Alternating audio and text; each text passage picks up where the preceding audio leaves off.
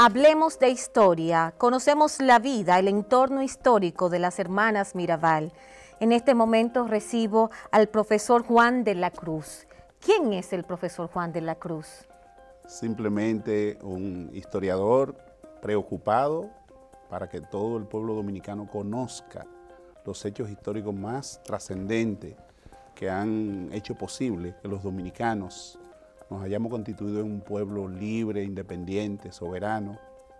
Además, profesor de la Universidad Autónoma de Santo Domingo, hemos desarrollado una labor importante de difusión de los valores históricos, de los valores patrios, entre ellos el patricio Juan Pablo Duarte, del cual hemos escrito 2 libros, La utopía de Duarte, La filosofía política y jurídica de Juan Pablo Duarte. Hemos escrito 2 textos sobre la independencia nacional y 2 textos sobre la restauración de la República. Uno de esos textos de la restauración de la República ganó el Premio Nacional de Historia, que es La Guerra de la Restauración, Triunfo del Pueblo Dominicano en Armas. Y otro de Duarte, La filosofía política y jurídica de Duarte, ganó el Premio de Ensayo Pedro Francisco Bonó en la Fundación Global. De manera que eso en síntesis de las tantas cosas que hacemos en aras de que el pueblo dominicano conozca nuestra historia. ¿Por qué es importante conocer la historia? Es importante porque nos permite, primero, reafirmar nuestra identidad como pueblo, como personas, como parte de un conglomerado, en este caso el pueblo dominicano, que ha tenido una dilatada trayectoria de lucha por su afirmación como pueblo, pero también por su soberanía, por lograr constituirse en un país que sea referencia para los demás países, y eso se pone de manifiesto, por ejemplo, en el caso de lo que fue la lucha por la restauración de la República, que se constituyó en ejemplo para los pueblos de Puerto Rico, de Cuba, los cuales prácticamente tiempo después desarrollaron acciones tan importantes como lo fue el grito de Lares en Puerto Rico y el grito de Yara en Cuba, que fue una continuación de ese proyecto que llevaron a cabo, por ejemplo, los restauradores. Entonces, ser referente para otros pueblos, como lo es el pueblo dominicano, es muy importante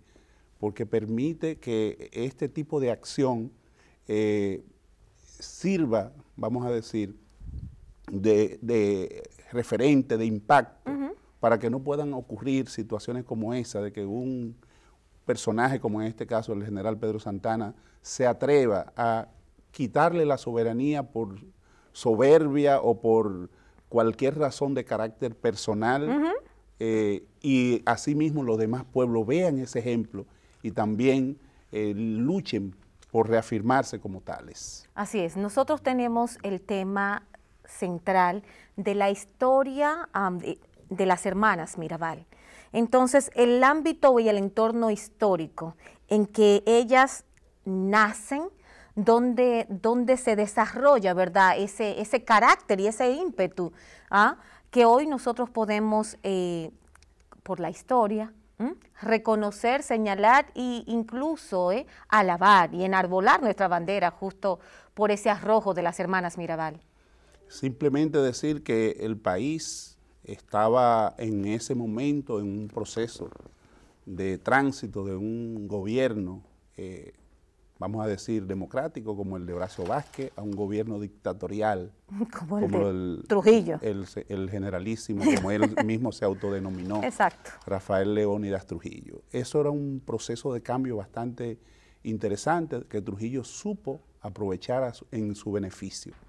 Lo aprovechó de tal forma que prácticamente urdió un golpe de Estado indirecto contra Horacio Vázquez. Ese golpe de Estado indirecto aprovechó una serie de circunstancias. Una de esas circunstancias es el hecho de que Rafael Estrella Ureña, que fue el que encabezó formalmente el golpe, había estudiado, había estado en Italia, había regresado al país y había sido parte de lo que fue la gran marcha sobre Roma que el dictador Benito Mussolini hizo en Italia. Entonces, el señor Rafael Estrella Ureña hizo una marcha parecida en nuestro país con los auspicios de Trujillo, desde la fortaleza de San Luis de Santiago a la fortaleza Osama de Santo Domingo. Dios mío, ¿todo el recorrido? Sí, sin que hubiese la intersección de parte del jefe de la Policía Nacional Dominicana, que en ese momento era Rafael Leónidas Trujillo. Es decir, prácticamente eso fue el auspicio. Fue el auspiciador, el mentor de todo ese proceso. ¿Por qué es el auspiciador y el mentor? Porque Trujillo conocía bastante bien la región del Cibao. Él había sido jefe tanto en Santiago como luego en San Francisco de Macorís. Era un conocedor de la región norte o Cibao y por lo tanto tenía vínculos muy estrechos en esa región. Eso le permitió entonces establecer los vínculos con el señor Rafael Estrella Ureña, que es una familia que hoy día sigue siendo respetada. Así es. La familia Estrella y la familia Ureña, ambas así son clave en esa ciudad. En la zona norte, en la ciudad claro. Corazón específicamente. En Santiago. En Santiago.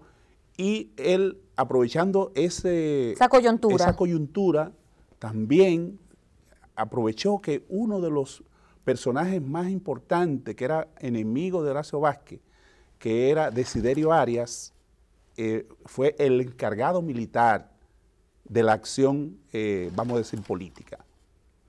Y asimismo se rodeó de otras familias importantísimas que hoy tienen una presencia importante en el país, que es la familia Brache. Todos sabemos que hoy día están vinculados a lo que hoy es Leche Rica. Todo eso, él urdió la trama de tal manera que no hubiese forma de que fracasara esa urdimbre que él tejió, ¿verdad?, junto a estos personajes. Entonces, ¿Trujillo era un estratega? Claro, era un hombre que conocía de estrategia militar, que conocía de táctica militar y que tenía olfato político. No era un gran político, pero sí tenía olfato político. ¿Por qué? Porque él pudo conocer la estratagema y las situaciones que se daban al interior del partido de Horacio Vázquez.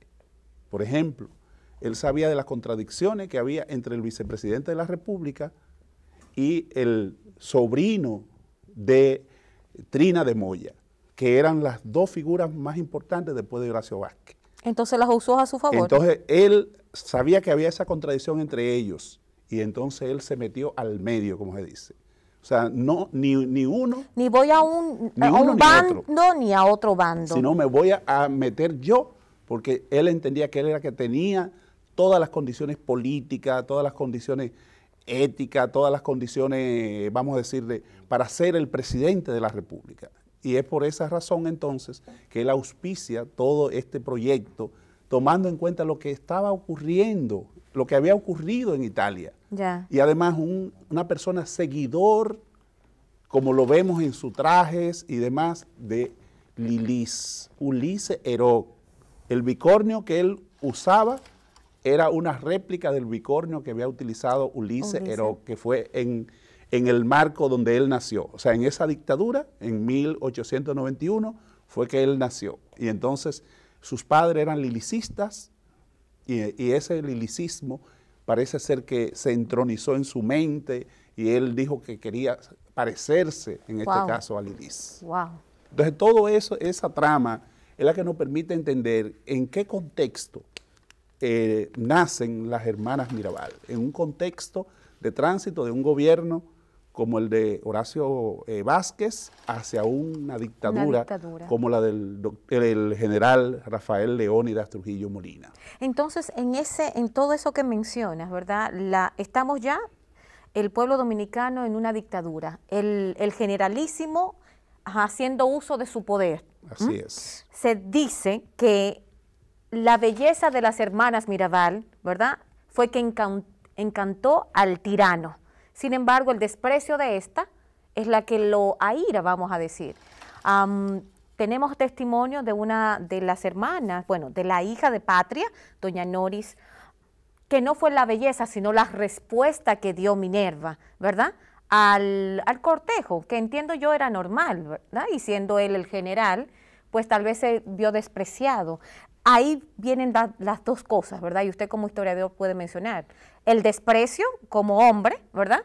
y también el desprecio como jefe. Yo, esa parte es importante tomarla en cuenta, pero como historiador y conocedor de los dotes políticos e intelectuales de Minerva, digo que hubo mucho más que eso. Y digo que soy conocedor porque he estudiado la historia tanto de Minerva como del 14 de junio, y me he dado cuenta de que la mujer con las condiciones para ser la líder del 14 de junio era Minerva. No Manolo. No Manolo, sí, pero por la limitación de esa época, de entender que la mujer tenía un papel secundario. Y al día de hoy también. Y no el papel primario que le está reservado en la historia. Entonces, por esa razón no fue la presidenta del movimiento clandestino 14 de junio. Y por esa razón tampoco fue la secretaria general del movimiento clandestino 14 de junio, sino Manolo como presidente, y Rafael Pipe Faza Canto como secretario general, y el esposo de María Teresa como tesorero, Leandro Guzmán. Entonces, es en ese contexto que Minerva incluso tiene que pelear en esa reunión que se hizo el 10 de enero para que se le incluyera en el Comité Central. Ni siquiera eso querían hacer. Siendo ella la líder. Siendo ella la que estimuló, motivó, organizó, articuló los diferentes movimientos que estaban en el norte, en el sur, en el este. Ella tuvo esa capacidad, no sola, pero sí como persona con el liderazgo, con el carisma y esa entereza que tenía, es lo que permite articular todos esos núcleos que existían en distintos puntos del país. Entonces, ese hecho nos muestra que es lo que quería decir, que no es solamente la parte, digamos, del desplante que le hizo Minerva a Trujillo, que eso existió, sin duda alguna, pero también esa capacidad que sabía Trujillo tenía Minerva, que era una persona con una formación, con una decisión y con una actitud frente a la dictadura indiscutible. Entonces, todos esos factores son los que se mezclan para la persecución de parte del dictador a ella y a sus hermanas, que también se habían vinculado políticamente al proyecto. O sea, y él sabía de eso, no es casual que prácticamente a las 3 la hace prisionera, porque las 3, una, por ejemplo, en el caso de María Teresa, agrónoma, en el caso, por ejemplo, de Minerva, abogada, que no le permitió graduarse nunca, no le permitió, no le entregó el título de abogada, tuvo la UAS post-mortem que entregarle a la familia el título con los máximos honores que se graduó Minerva. ¿Cuántos años después? Eso fue prácticamente posterior ya al movimiento renovador. ¿Estamos hablando qué año? Del 66 en adelante, no preciso la fecha, pero sé que fue posterior a que ya se dio después de la guerra de abril del 65. Bien. Entonces, todas esas situaciones nos muestran claramente a una mujer con una decisión y con una disposición. Empantalonada. Empantalonada, dispuesta, ¿verdad?, a correr todos los riesgos que se corría actuando frente a la dictadura. Y eso ella lo sabía, y por eso hay varias frases suyas que dicen, igual que la de María Teresa, que la muerte era algo posible, pero que no la iba a detener. Entonces, el marco histórico como hecho, es decir, la muerte de las hermanas Mirabal es lo que detona, o estamos hablando de su férrea, ¿verdad?, de su arrojo, de esa mujer política empoderada, no me gusta usar esa palabra, pero es la de la época, nuestra actual, que dio el resultado del hecho de la tragedia. Esa es para mí el elemento principal. Lo otro es conexo. Para mí el elemento principal es esa decisión que ella tomó, ¿verdad?, de asumir los riesgos, igual que las otras dos hermanas, de asumir con todas las consecuencias esa responsabilidad política y patriótica de enfrentar al tirano. Y eso, por eso no fue una sola vez que cayeron presas, sino varias veces, y estuvieron varios meses prisioneras. ¿Y por qué por qué la sueltan? Es decir, ¿por qué son encarcelados todos los esposos? ¿Por qué la sueltan a ella? ¿Por la demanda del pueblo, como eran mujeres? De la población, pero además por un hecho cierto, que la Iglesia Católica, que antes había estado del lado del tirano, ya había retrocedido. Había retrocedido cuando se produjeron alrededor de 3.000, vamos a decir, apresamientos de miembros del 14 de junio, entre el 11 de enero, o sea, la reunión que se hizo en Barbel de Mao, el 10, hubo una infiltración de una persona que había sido contactada, se metió en miedo, habló ante el SIN, el Servicio de Inteligencia Militar, y esto le dijeron, acepta que tú te vas a integrar. Y entonces tú vas a ser el infiltrado nuestro en esa organización. Y ya con esa persona infiltrada siguieron, tenían la información de dónde se iban a reunir, en Mao, en Guayacanes, en la finca de Lobogar, y entonces a partir de ahí le dieron seguimiento y el 11, al día siguiente, empezaron los apresamientos en toda la línea noroeste. ¿Qué tiempo duró todo ese proceso de apresamiento? 11 días. ¡Wow! Ya el 22 estaban todas las personas, los 3.000 y pico de miembros del 14 de junio, los principales líderes presos. Encarcelados. Y eso entonces hizo que el 31 de enero la Iglesia Católica tirase esa conocida, vamos a decir, homilía o como en este caso podríamos, como le llama la Iglesia Católica, digamos, a esa carta pastoral donde critica la dictadura, donde habla de los derechos como derechos inalienables de la persona, donde dice claramente que la Iglesia se constituye en defensora de esos derechos, claro, y que estaba dispuesta a correr los riesgos que fueran necesarios para defender a esa población que estaba detrás de ella.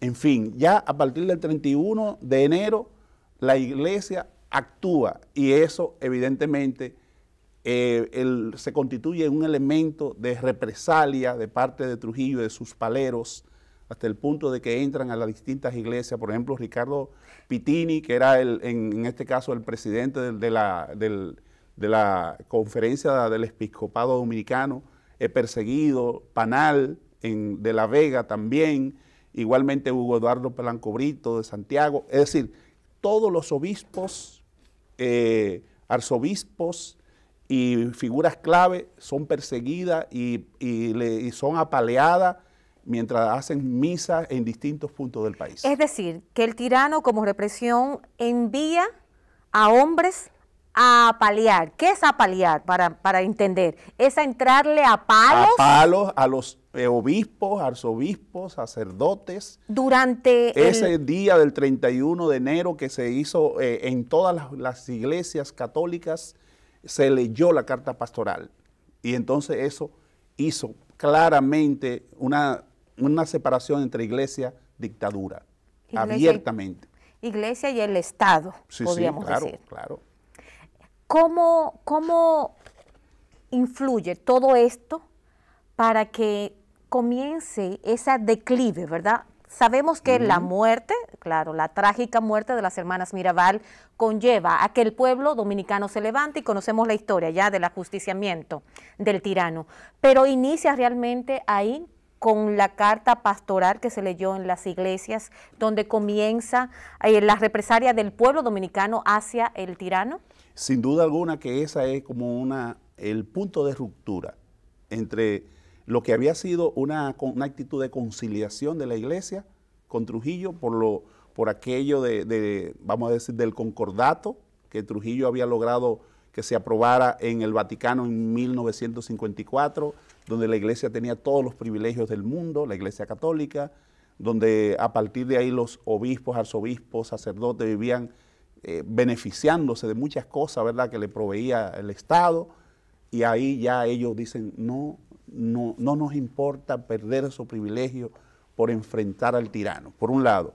Pero por el otro lado es importante destacar que personajes que habían sido entes de represión, como es el caso del que se denomina héroe, Antonio Inver Barrera, este personaje era nada más y nada menos que gobernador militar de Puerto Plata al momento en que se produce la muerte de las hermanas Mirabal, que es una de las cosas que no se conoce, ni se ha dado a conocer tan en detalle.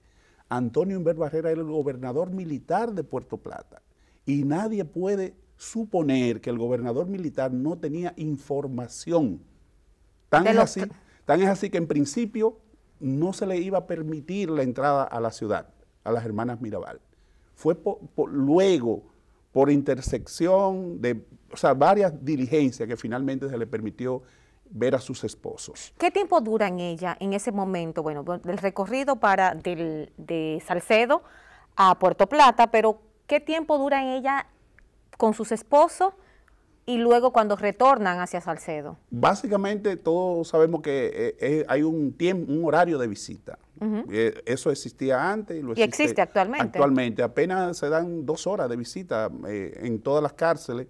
En ese tiempo hablan, comen o comparten, no más de 2 horas prácticamente. Pero ya no tuvieron tiempo en Puerto Plata, es decir, no se quedaron tal vez alguna visita. Regresaron de manera inmediata. Y por eso habían buscado el apoyo de Rufino de la Cruz, que es un amigo, no es de que el chofer de las hermanas Mirabal, como se dice. Rufino de la Cruz era que también amigo, pereció en el hecho. Era amigo de la familia y una persona de confianza, por eso ellas le piden a él que le acompañe en esa travesía. ¿Tenían temor ellas?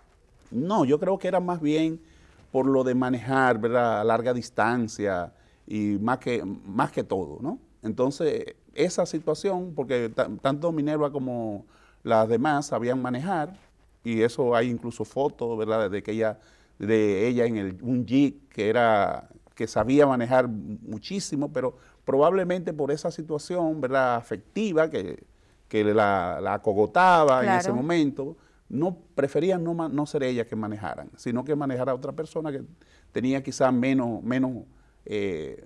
dificultades, vamos a decir, emocionales y de otra naturaleza. Entonces, es en ese contexto que yo estimo, a partir de las evidencias que he podido ver, que el general Antonio Inver Barrera también sabía de este hecho que iba a ocurrirle a las hermanas Mirabal. Entonces, por eso, para mí, tiene vínculo posterior con lo que ocurriría con ellas, y con lo que él haría en contra del dictador. Él sabía que mucha gente tenía la información de que él colaboró, participó directa o indirectamente con ese hecho, y entonces él luego se hace parte de esa trama para conspirar contra el dictador, porque él sabe que había detrás de ¿Había una mea culpa? Una especie de mea culpa, estimo yo, había en ese caso, como hubo de parte de muchos de los que se integraron, que tenían familiares que le habían hecho cosas, como el teniente Amado, por ejemplo, que eso se muestra en la película, tanto que hizo Uchi como en la fiesta del Chivo, basada en la novela de Vargas Llosa, donde se muestra que Trujillo mandó a asesinar a uno de los cuñados de Teniente Amado, y lo propio con el hermano de Antonio de la Maza, que había sido el copiloto que trajo a Jesús de Galíndez secuestrado desde Nueva York hacia República Dominicana, y como era uno de los testigos, lo ahorcaron en la cárcel y apareció como que él se suicidó. Entonces, toda esa trama me dice a mí que había especie de mea culpa, en este caso del general Antonio Inver Barrera, que era, repito, el gobernador de Puerto Plata. Vamos en este momento, historiador, profesor de la Cruz, a escuchar una pregunta de nuestros estudiantes que están, gracias al Ministerio de Educación, ¿verdad?, en las aulas y quieren saber de nuestra historia. Adelante. Hola, mi nombre es Daisy Marlene Castó, estudio en el Instituto Tecnológico de Artes y Oficios. Me gustaría saber cómo definimos la sociedad dominicana en la era de Trujillo. Una sociedad encuadrada política, socialmente, todo el dictador sabía dónde vivía cada familia, cómo se comportaba cada familia, tenía información diaria de eso. ¿Y eso era real? Claro, había organizaciones territoriales que estaban encargadas de ese tipo de información. Habían, por ejemplo, en el ámbito laboral, lo que era una organización, la obrera, que fue en este caso la Confederación Dominicana de Trabajadores Dominicanos. En el ámbito campesino también habían organizaciones que respondían a ese encuadramiento. En el ámbito de la mujer también estaba la Federación Dominicana de Mujeres, y así sucesivamente. En cada ámbito de la sociedad dominicana habían instancias organizativas que respondían a la dictadura. Pero enviaban informes, es decir, constantemente. Los ¿Cómo se hacía? Los alcaldes pedáneos eran una figura clave en cada comunidad. Ya. Y ellos tenían información pormenorizada de lo que pasaba en cada comunidad. Y a su vez la transmitían al gobernador provincial, y a su vez llegaban donde el dictador. Los famosos bailes de la época, porque siempre sale a relucir en la historia los bailes, ¿verdad? Se podía dar en las diferentes zonas, ¿verdad? En Santiago, en San Cristóbal, claro, en la capital. Pero ¿tendría esta información que recibía el tirano, podría salir de ahí? Claro. ¿Una fuente? El dictador primero iba a los diferentes clubes donde antes de ser presidente era excluido. O sea, por ejemplo, el Club de Santo Domingo, que era exclusivo, que todos sabemos que todavía queda ahí en la avenida Isabel, ¿cómo se llama? Isabel Aguiar, al final. Eso era un lugar exclusivo para ricos. Entonces, después de Trujillo llegar ahí al poder, él tuvo que ser admitido. O sea, al principio no, pero después evidentemente tuvo que ser admitido, y por eso establecen esos clubes exclusivos que la música a bailar, que eran otras antes, era el merengue. Entonces él establece el merengue como la música nacional, y el primero en bailar es decir, cada una pieza donde él estaba, él tenía que aperturarla. Wow. Y lo propio en el caso de Santiago, otro de los clubes exclusivos en Santiago, en cada uno de esos lugares había lugares exclusivos donde la alta sociedad era la que se movía en esos lugares. Tomando en cuenta, historiador, lo que usted menciona, donde él era rechazado, él de manera intencional iba para ser admitido. Claro. ¿Era resentido el tirano? Para mí que había, y de esto lo pone de manifiesto el psiquiatra Miguel Gómez en Trujillo visto por un psiquiatra, que es un libro bastante interesante. El que no lo ha visto, le animo a leerlo para ahí ver todos los problemas de personalidad que tenía el dictador. Problemas de tipo, vamos a decir, desde que era joven, problemas, por ejemplo, de robos, por ejemplo, de ganado, en lo que él estuvo vinculado siendo jovencito junto a Arismendi Petán, su hermano, y asimismo su padre, que había estado también vinculado a problemas de tipo criminal. En fin, ahí él te presenta esa familia disfuncional que era la familia de Trujillo, 8 hijos, wow, en una casa prácticamente pequeña, y que él era uno del 7º hijo, me parece, o el 6º.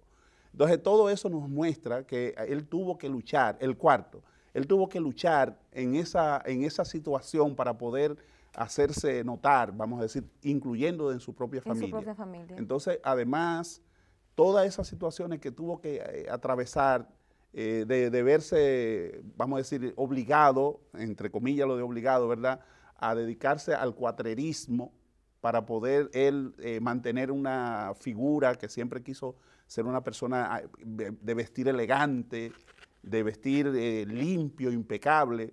Entonces, para mantener ese estatus, tenía que dedicarse a ese tipo de actividades, vamos a decir, delincuenciales. Claro, ilícitas. Entonces, toda esa situación nos muestra entonces a un Trujillo que prácticamente tenían mucho problema de personalidad, que como todos sabemos, el que ha leído algo sobre Freud sabe lo que implica eso. Una niñez con problemas significa un adulto con graves problemas de comportamiento social, de, por ejemplo, ese elemento del culto a la personalidad de Trujillo no es casual. Incluso se habla, narran personas que le conocían desde pequeño, que él le gustaba coleccionar tapitas y medallas y eso, y por eso el nombre que se le indirgó, ¿verdad?, de Chapita, porque le gustaba desde pequeño coleccionar tapitas y coleccionar medallas y cosas, entonces por eso lo de Chapita viene de ahí, que era uno de los sobrenombres que la población le tenía, así subterráneamente. Antes de ser el Antes generalísimo. De ser el generalísimo, claro. Bueno, está. vamos, profesor de la Cruz, en este momento a escuchar otra pregunta de uno de nuestros estudiantes. Adelante. Me gustaría saber cuál fue el rol de las hermanas Mirabal en la juventud dominicana. Sin duda alguna, las hermanas Mirabal jugaron roles importantísimos. Primero, cuando eran estudiantes, tuvieron una influencia muy importante. No sé si en este caso las hijas hablaron de esa parte, pero por lo menos en principio estuvieron en colegios de monjas. Ah, sí. Y en esos colegios de monjas eran las personas, vamos a decir, más destacadas, las que siempre tenían como un liderazgo, porque eran un poquito irreverentes en algunas cosas, no seguían esas normas tan estrictas como imponían las religiosas, así es. Y eso la hacía destacarse, ¿verdad?, entre sus iguales, por un lado.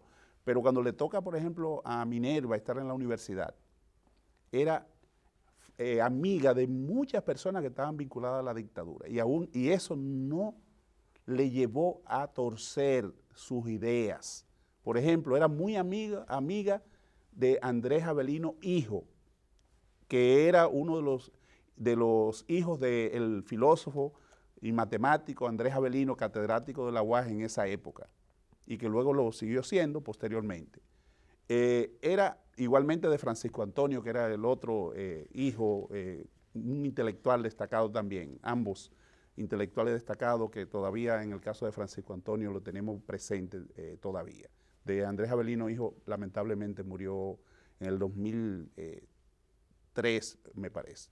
Entonces, en ese contexto, asimismo tenía relación con otras personas y siempre fue una persona auténtica, nunca en aras de contemporizar con aquellos que estaban vinculados a la dictadura, no cejaba en sus ideas, al contrario.